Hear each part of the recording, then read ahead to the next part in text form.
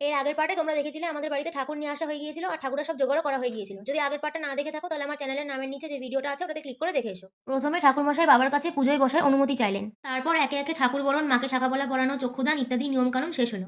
এর কিছুক্ষণ পর আমরা অঞ্জলি দেওয়ার জন্য প্রস্তুত হলাম। মায়ের চরণে এই ফুলটুকু দেওয়ার জন্য আমরা সারাদিন না খেয়ে বসে থাকি। যাই হোক, এরপর 108টা প্রদীপ সবাই মিলে জ্বালিয়ে নিলাম।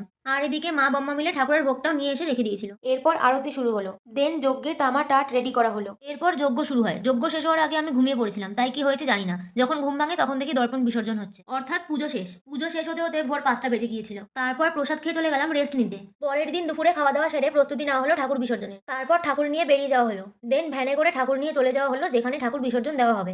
এরপর মাকে 7 পাক ঘোরানো হলো আর এদিকে পুজোর জিনিসপত্রগুলো ফেলে দিল কাকুরা। দেন বাবা ঘট বিসর্জন দিয়ে দিল। তারপর মাকেও বিসর্জন দিয়ে দেওয়া হলো। সত্যি বলতে মা আসতে আসতে এটাই ভালো লাগে, মা চলে গেলে মনটা খুব খারাপ হয়ে যায়। আর এই ফাঁকা বেদিটা দেখেও খুব কষ্ট লাগে। যাই হোক, এই ভিডিওতে এতটাই। দেখা হচ্ছে পরের ভিডিও।